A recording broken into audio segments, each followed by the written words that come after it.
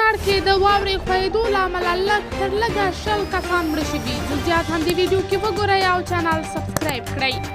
د کونړ ولایت سیمه ییز چارواکي وایي په دغه ولایت کې 20 تنه تر واورې لاندې شوي او د 15 تنو مړي راایستل شوي دي.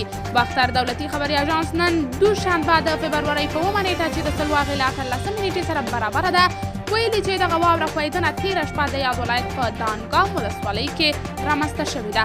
د کونړ ولایت سیمه ییزو مسؤلینو ویلي چې تر دا مهاله یې د 15 تنو جسدونه له واورې څخه راایستلي دي، خو د 15 تنو نورو درک لا تر دا مهاله نه دی معلوم. هغوی ویلي چې تر واورې لاندې د پاتې کسانو د راایستلو هڅې روانې دي. ویل کېږي چې د دغه طبیعي پیښې په قربانیانو کې ښځې او ماشومان هم شامل دي. د لومړنیو معلوماتو په اساس په دغه طبیعي پیښه کې د دانګام ولسوالۍ اوسېدونکو ته څه ناڅه زیانونه رسېدلي دي او هم څو کورونه ویجاړ شوي دي. ویل کېږي چې تر دا مهاله د ژغورنې ډلې سیمې ته نه دي رسېدلي او د سیمې اوسېدونکو تر واورې لاندې جسدونه راایستلي دي. دا په داسې حال کې ده چې تر دې مخکې طبیعي پیښو ته رسېدو چارو کې د دولت وزارت ویلي و چې په دې وروستیو کې په دغه هېواد کې د طبیعي پیښو له امله نږدې 40 تنه مړه شوي دي او څه باندې 50 تنه ټپیان شوي دي. د افغانستان په یو شمېر ولایتونو کې د څو ورځو را په دې خوا یو ځل بیا د درندې واورې پیل شوي دي.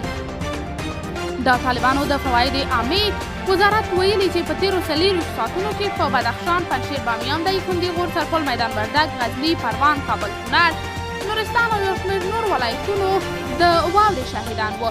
د دغه وزارت د معلوماتو په اساس اوس مهال د سلنګونو په ګډون ټولې لویې لارې د ترافیکو پر مخ پرانیستل شوي دي او په ځینو ولایتونو کې ولسوالیو ته د غځېدلو لارو د خلاصولو هڅې هم روانې دي. قدرمنو لیدونکو، تاسې د دې موضوع په هکله څه نظر لرئ؟ خپل نظریات له موږ سره په کمنټ کې شریک، ویډیو لایک او چینل سبسکرایب کړئ.